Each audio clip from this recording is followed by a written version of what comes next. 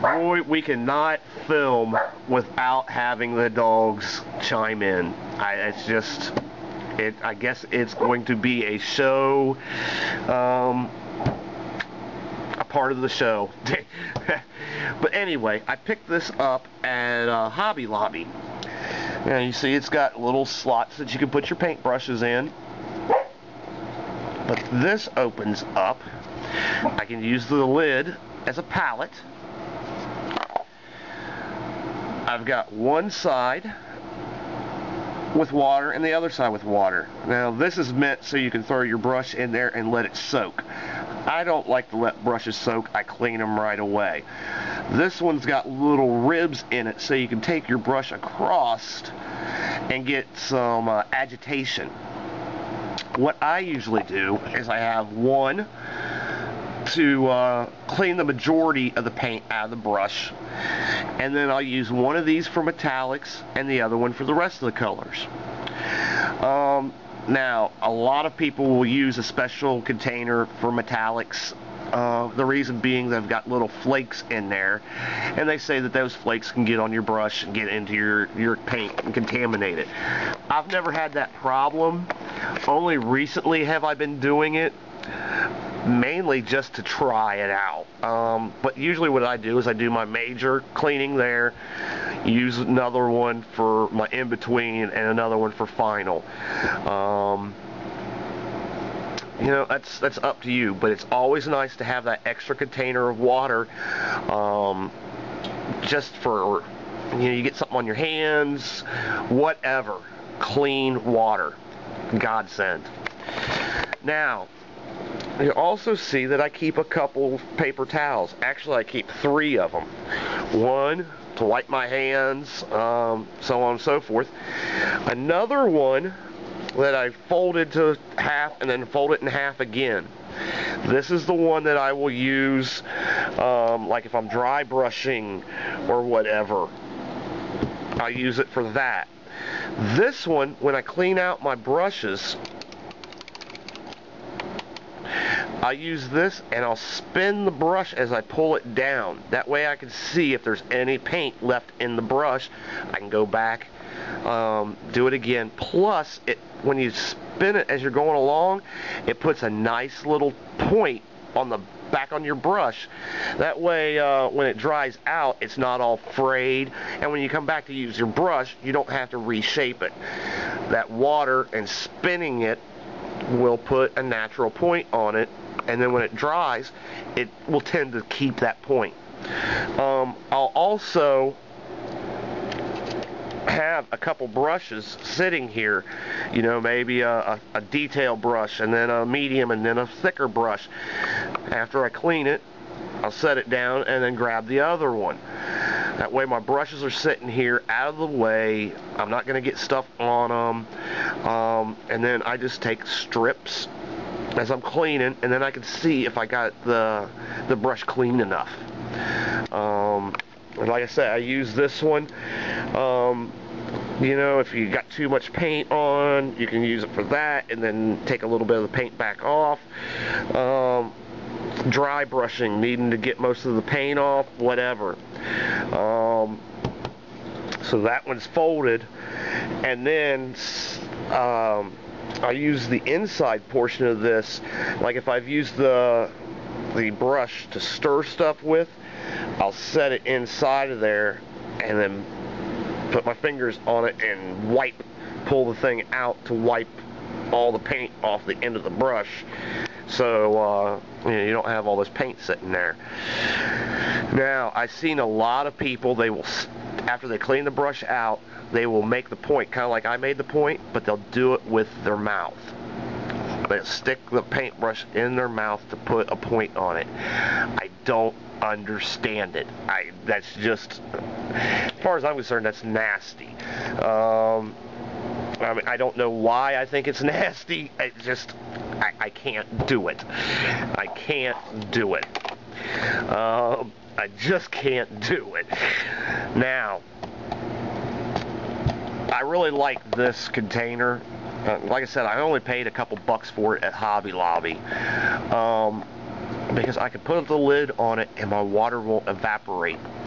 You can see rings form where the water has come down and evaporated, you know, and as it evaporates you get this little film. Now, this is acrylic paint. It's water-based. Most of this will come off with a good scrubbing. Now, my hobby area. Granted, I have the luxury of having a table that I don't have to worry about. But you see, most of my supplies are within easy reach. Now, I know some of you are going to notice the last time you've seen here, I had tiers of foam stacked up like a pyramid shape, and I had all my paints on it. The only problem was I couldn't get all my paints on there. And it just became a problem. At first it was really great, but as you get more and more paints, you know, I had them in boxes, and I just didn't have everything handy. So I got these. I found them on sale. I picked them up. You know, I got all my metallics down here, my lighter colors, and then my ink washes. I've got the majority, and you notice I stuck them upside down. That way I can see, for one, what color it is, and if they've got the screw-on caps, you don't get an air leak. I know a lot of the caps now, depending on the paint, have flip tops, but another thing, copper BBs or stainless steel ball bearings or something like that, put one or two in your paint. I've even used like little brad nails. Dropped a couple in here. Hear that hitting the side?